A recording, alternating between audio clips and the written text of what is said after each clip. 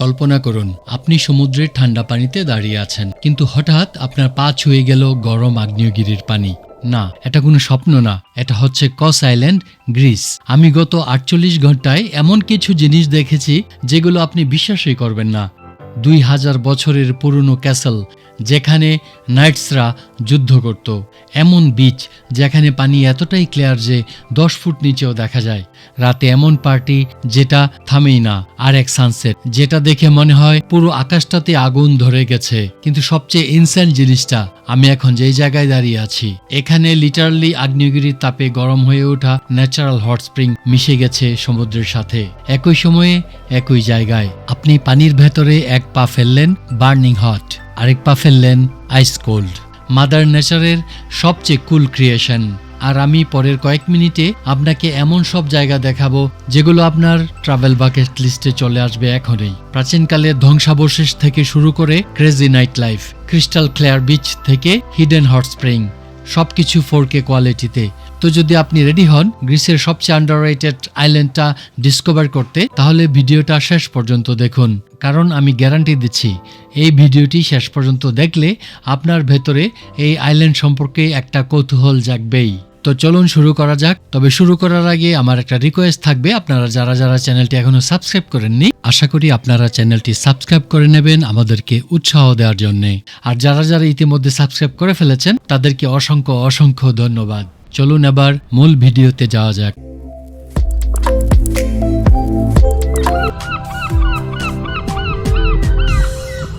অনুগ্রহণ ব্লগের পক্ষ থেকে সবাইকে শুভেচ্ছা। তো আজকের দ্বিতীয় দিন হচ্ছে কস আইল্যান্ডে। তো এখন যাচ্ছি গাড়ির জন্যে। গতকালকে গাড়ি পাইনি, সারাদিন ওই বাসায় কাটিয়েছি। তো এখন যাচ্ছি গাড়ির জন্য। গাড়ি আসলে তারপরে পুরা আইল্যান্ড এটা চষেই বেড়াবো। আশা করি সঙ্গে থাকবেন। তবে আমাদের প্রথম যে গন্তব্য সেটা হচ্ছে হট স্প্রিং। ওখানে একটা বিচ আছে, ওটা পাহাড়ের নিচ, পাহাড় থেকে ঝর্ণার মতো না, ওখান থেকে গরম পানি বেরোয়, এটা আবার সমুদ্রে মিশে। খুব ইন্টারেস্টিং একটা জায়গা হট স্প্রিং, ওটা আমরা দেখতে যাব এবং ওখানে সাঁতার কাটবো। তারপরে আমরা অন্য আরেকটা জায়গা আমরা চুজ করবো, তারপর ওখানে যাব। আশা করি সঙ্গে থাকবেন, উপভোগ করবেন। ধন্যবাদ। আগামী 3 দিনের জন্য গাড়ি বুঝে নেবার পর আমাদের প্রথম গন্তব্য হচ্ছে হট স্প্রিং। তো এই গাড়ির জন্য আমাদেরকে দিতে হবে প্রতিদিন 40 ইউরো। তো আমরা অলরেডি হট স্প্রিংয়ে চলে এসেছি। কস টাউন থেকে এই জায়গাটি প্রায় 12 থেকে 13 কিলোমিটার দূরে। বাইক, গাড়ি বা বাসে যাওয়া যায়। তবে মূল স্পটে পৌঁছাতে হলে পাহাড়ের গা ঘেঁষে একটু খাড়া রাস্তা দিয়ে নিচে নামতে হয়। নিচে নামার সময় আপনি চারদিকে সুন্দর সিনিক ভিউটা উপভোগ করতে পারবেন। সবচেয়ে বড় ব্যাপার হলো ইউরোপের বেশিরভাগ হট স্প্রিং টাকা দিয়ে ঢুকতে হয়, কিন্তু কস আইল্যান্ডের এই থার্মা বিচ একদম ফ্রি। দিন রাত 24 ঘন্টায় খোলা থাকে। চারপাশটা কেমন যেন অদ্ভুত, আজব, রুক্ষ, কঠিন পাহাড়, স্বাভাবিক না। বিকেলে বা সন্ধ্যার পর যাওয়া সবচেয়ে ভালো, কারণ তখন বাতাস ঠান্ডা থাকে আর গরম পানিতে বসে আকাশ বা তারা দেখতে অসাধারণ লাগে। অনেকে রাতে নাকি মোমবাতি জ্বালিয়ে এখানে রিল্যাক্স করে। সালফার, ম্যাগনেসিয়ামের কড়া কটু গন্ধ চারপাশে।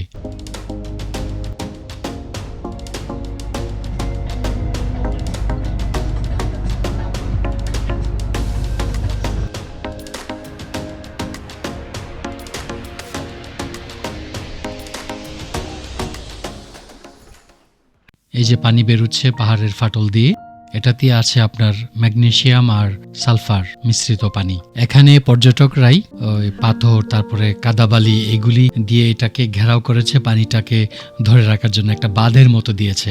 এখানে তাপমাত্রা প্রায় 50 ডিগ্রি সেলসিয়াস। ক্যামেরা বেশিক্ষণ ভেতরে রাখা যায় না, গরম।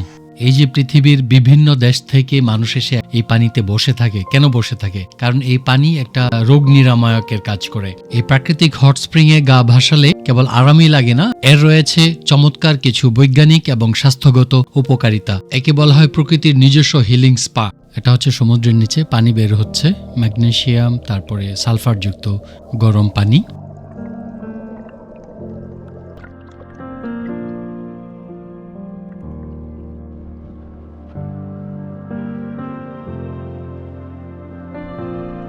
দর্শক বন্ধুরা, কস আইল্যান্ড থেকে মাত্র 1 ঘন্টা দূরে আছে নিজিরোস ভলকানো। জেনে অবাক হবেন 1888 সালে শেষবারের মতো এটি জেগে উঠেছিল। তবে তখন আগুন না, বরং মাটির নিচ থেকে ফুটন্ত কাদা আর ধোঁয়া ছিটকে বেরিয়েছিল। আর এখন এটি ঘুমন্ত দানব, কিন্তু শ্বাস প্রশ্বাস এখনো চলছে। বিশ্বাস না হলে ক্র্যাটারের মাঝখানে দাঁড়িয়ে মাটির গরম ভাব অনুভব করলে বুঝতে পারবেন। তবে এই আগ্নেয়গিরি থেকে সর্বশেষ লাভা বা আগুন বেরিয়েছিল প্রায় 15 থেকে 25 হাজার বছর আগে।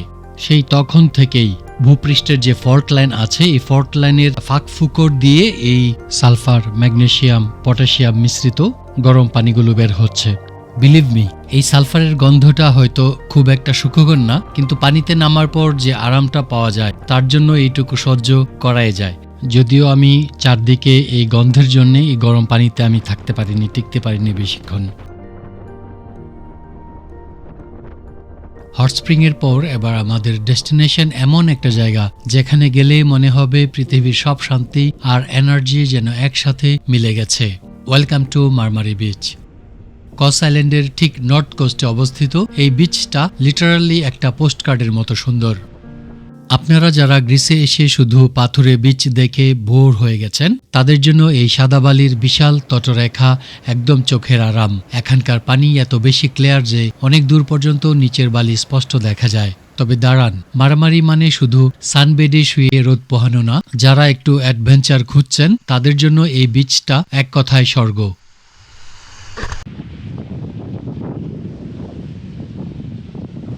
এটা হচ্ছে কস আইল্যান্ডের একমাত্র বালুকাময় সৈকত। তাপমাত্রা এখানে প্রায় 38 ডিগ্রি দেখলাম বোর্ডে। পানিতে নামতে যাচ্ছি।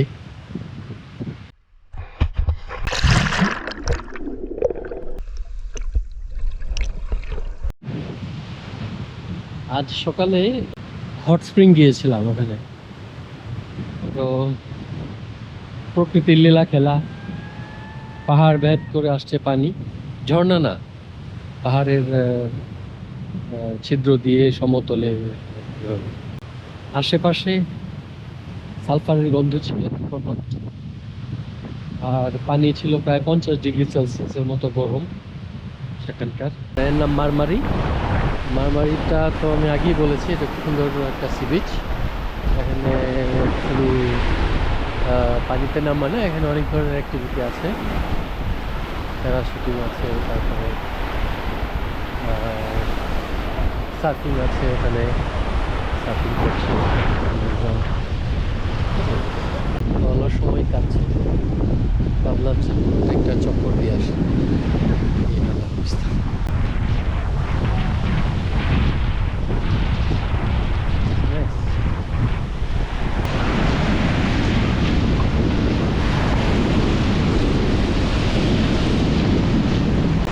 যারা রোবোটিক জীবনে ধরেন সারা বছর কাজ করতে হয়, ধরা বাঁধা, সময়ে ঘুম থেকে উঠতে হয়, তারপরে কাজে যেতে হয়, মানসিক চাপ থাকে, কাজে শ্রম দিতে হয়, মেন্টালি প্রেশারে থাকতে হয়।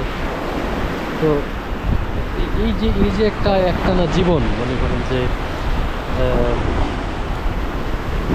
একটা ধরা বাঁধা যে রুটিন মাফিক জীবন, এর থেকে অবশ্যই বেরোতে হয় সবাইকে। বছরে 1 বার 2 বার 3 বার বেরোতেই হয়, নয়তো মানুষ টাইপ হয়ে যায়। টাইপ হয়ে গেলে অনেক রোগ শোক বাধা বাঁধে শরীরে, বা দানা বাঁধে। তো এখন এই কারণেই সবারই উচিত মোটামুটি বছরে 1 বার 2 বার পরিবার সহ বেরিয়ে পড়া। আর যারা বেরিয়ে পড়াকে যারা পেশা হিসাবে নিয়েছেন তাদেরকে স্যালুট। ধরা বাঁধা কাজ ছেড়ে সবাইকে স্যালুট। অনেকক্ষণ সমুদ্রে কাটিয়ে এখন ফিরে যাচ্ছি।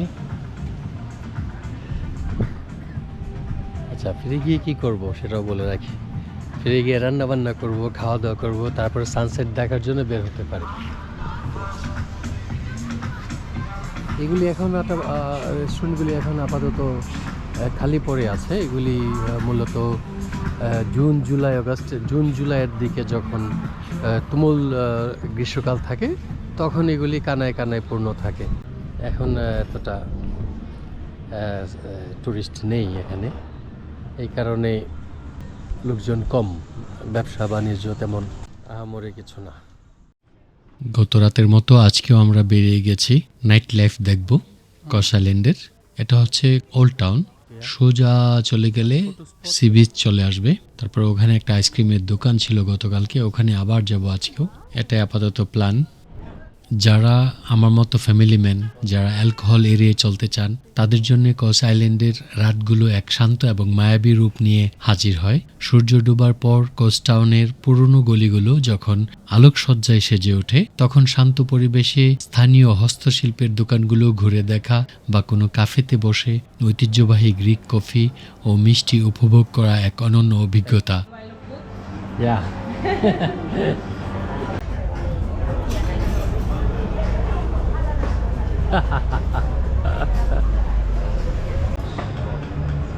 এরা ভালো আইসক্রিম বানায়, আজকেও খেতে এলাম। এক পর্ব শেষ, আবার আনতে হবে।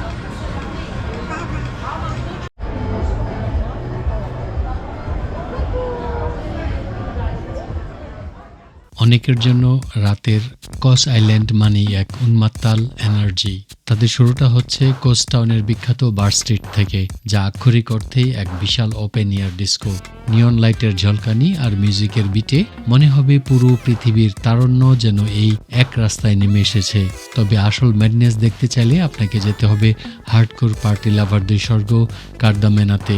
এখানকার ক্লাবগুলোতে ফোম পার্টি আর ইন্টারন্যাশনাল ডিজে নিয়ে ভোর পর্যন্ত চলে no sleep just dance vibe.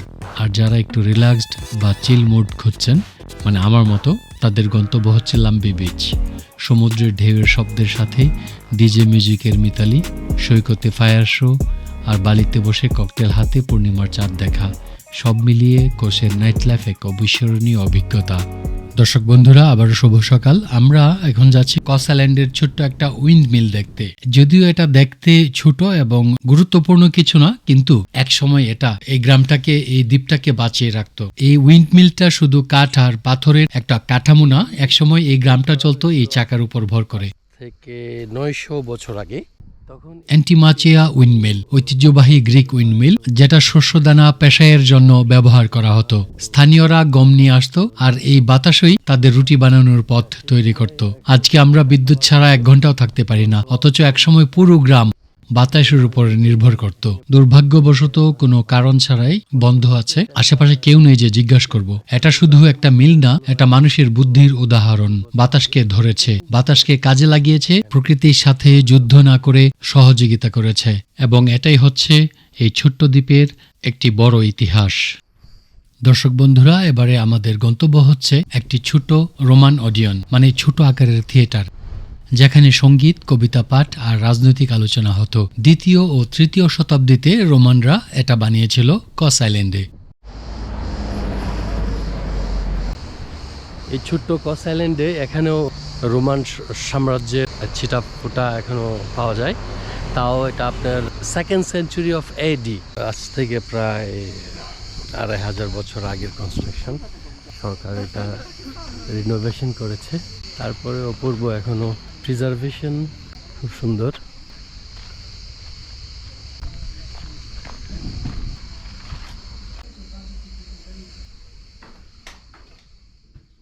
এখন সবাই কেবল মঞ্চটাই দেখতে আসে, কিন্তু এই আশেপাশের সকল জায়গাটাই ছিল একটা সম্পূর্ণ সাংস্কৃতিক কমপ্লেক্স, যেখানে মানুষ শরীরচর্চা করত, রাজনীতি নিয়ে তর্ক করত আর সন্ধ্যায় নাটক দেখত। এই যে ভাঙাচোরা দালান কোঠা দেখছেন, এগুলি সব 2500 বছর আগে জীবন্ত শহরের অংশ ছিল। ভাবুন তো, সকালে ব্যায়াম, বিকেলে রাজনৈতিক আলোচনা আর সন্ধ্যায় নাটক, একটা সম্পূর্ণ সামাজিক জীবন, সবকিছুই একই জায়গায়। আজ আমরা শুধু পাথর দেখি, কিন্তু যদি একটু চুপ করে দাঁড়ান, হয়তো এখনো শুনতে পাবেন সেই পুরনো হাততালির প্রতিধ্বনি।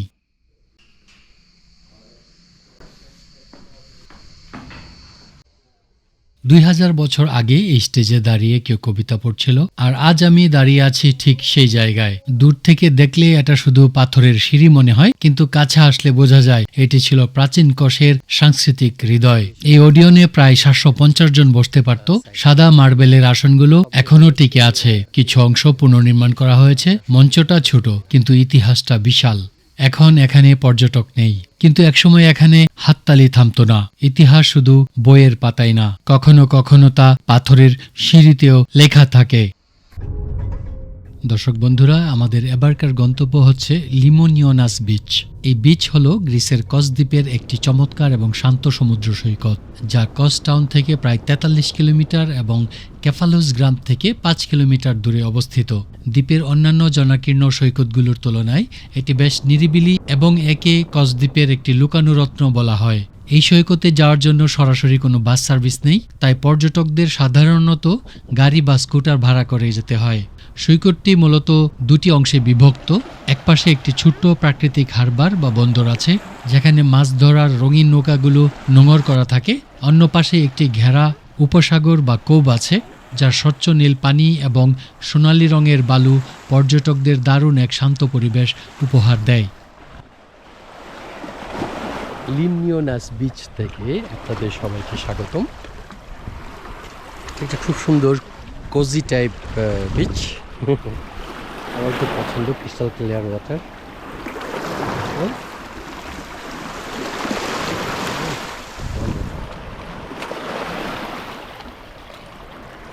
খেলনা গাড়ির মতো লাগে, এত স্ট্রং না মনে হয়। 90 কিলোমিটার পার আওয়ার। একটা গাড়িতে রয়ে গেছিল আর একটা ওই ব্যাগের মধ্যে। এখানে কিছু অখণ্ড পাথর আছে, ছোট ছোট শার্প দেখলাম, তো এটা ছাড়া উপায় নেই। এখানকার পানি অত্যন্ত পরিষ্কার হওয়ায় স্নোর্কলিং করার জন্য এটি একটি আদর্শ জায়গা, যেখানে পানির নিচে মাছ এবং স্কুইড দেখা যায়।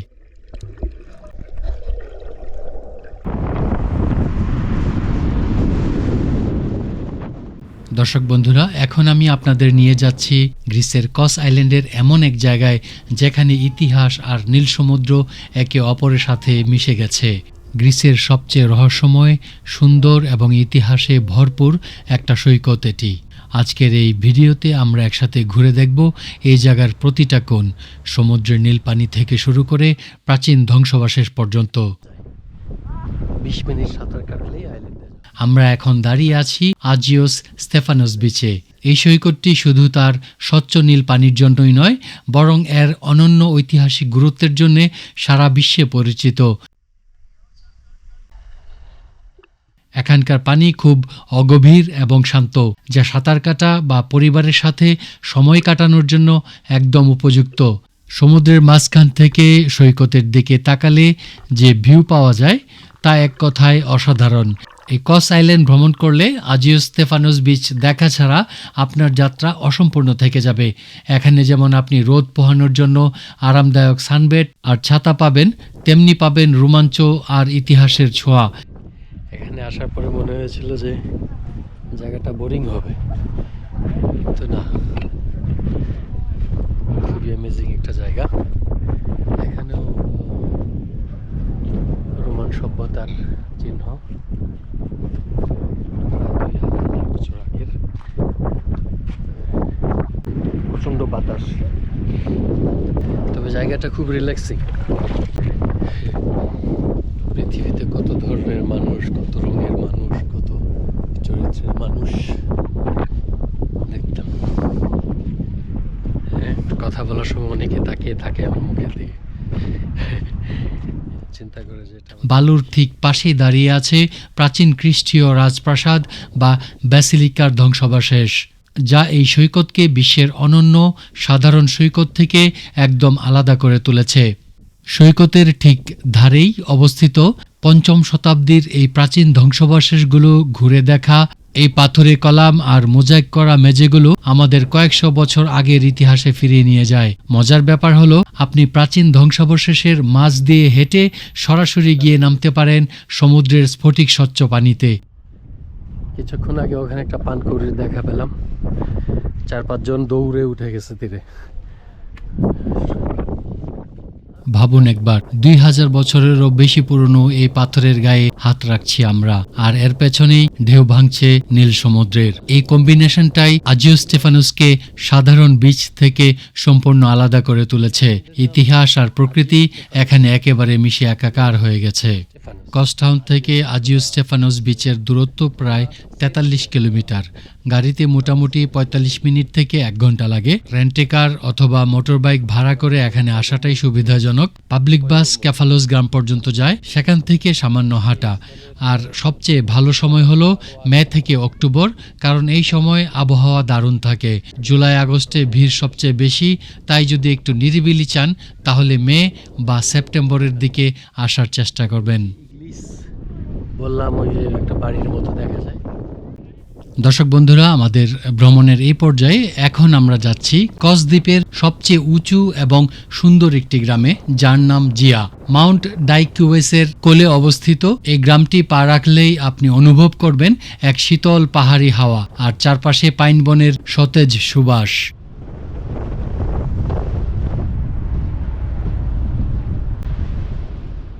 আপনারা দেখতে পাচ্ছেন পাহাড়ের গা ঘেঁষে তৈরি করা ঐতিহ্যবাহী সাদা ঘরবাড়ি আর নীল রঙের দরজা জানালা, যা গ্রিসের চিরচেনা রূপকেই ফুটিয়ে তুলছে। জিয়া ভিলেজ।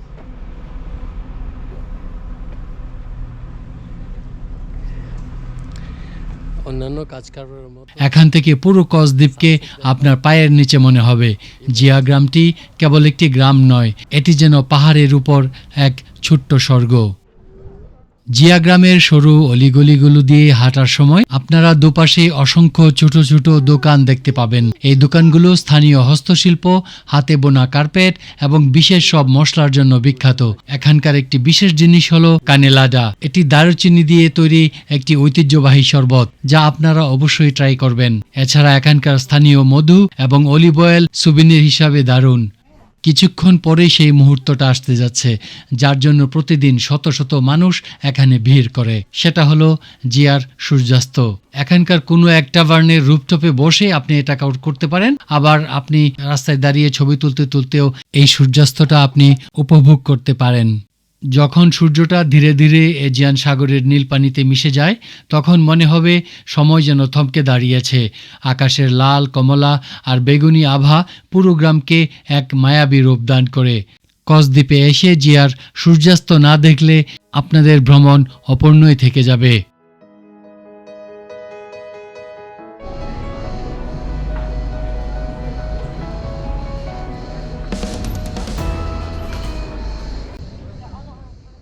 সেই সোলার বেঞ্চ, গ্রিসের প্রায় প্রতিটি আইল্যান্ডে এই ধরনের বেঞ্চ আছে।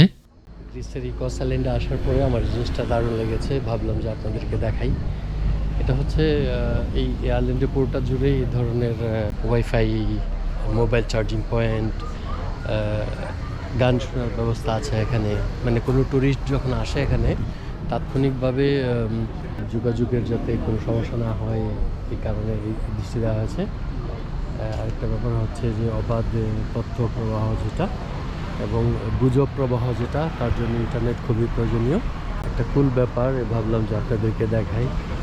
আচ্ছা, আজকে কস আইল্যান্ডে আমাদের শেষ দিন।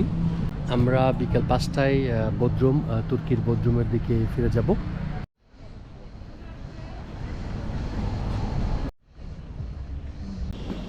সুন্দর কনসেপ্ট। ওয়েস্ট, আমার মনে হয় এগুলি জুন, জুলাই, আগস্টে খুলে, টুরিস্ট নেই।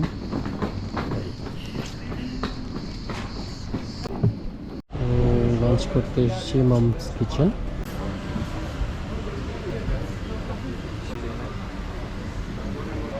পৃথিবীতে 2 ধরনের খাবার আছে, একটা হচ্ছে গ্রিক খাবার, দ্বিতীয়টা হচ্ছে পৃথিবীর অন্যান্য সব খাবার।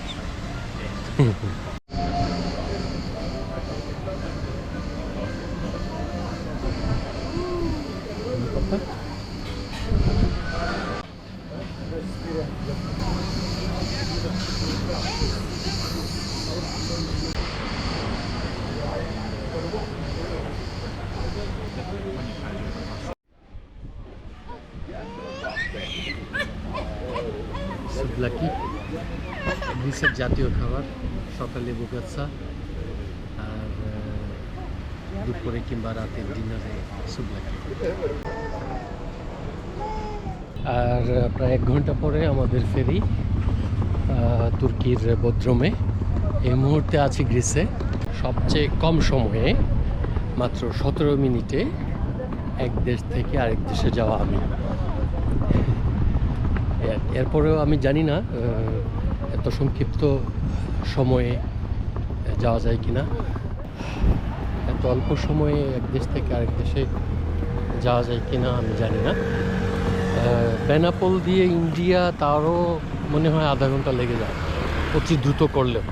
ইমিগ্রেশন সহ আধা ঘন্টা কিংবা আরও বেশি একটু লাগার কথা। তো এখানে এতটা লাগে না। কোলাহলহীন, নির্ঝঞ্ঝাট, ছোটখাটো একটা পোর্ট। তবে চানাচুর, ক্ষীরা, শসা, বাদাম, হকার আরও যেসব আছে, এরা কিন্তু পোর্টের সৌন্দর্য। বাস স্টেশন, টেম্পু স্টেশন, এগুলো সৌন্দর্য কিন্তু ওরা না থাকলে খালি খালি লাগে। আমরা এখন পোর্টে চলে এসেছি। ওখানে চেকিং হচ্ছে, তারপরে বোট, তারপরে 17 মিনিটে যাত্রা, তারপরে বদ্রুম। আমরা যখন তুরস্কের বদ্রুম থেকে গ্রিসের এই কস আইল্যান্ডে আসি তখন লেগেছিল 17 মিনিট। তো এখন ফেরার পালা। এখনো হয়তোবা এই 17 মিনিটই লাগবে, এর বেশি লাগার কথা না।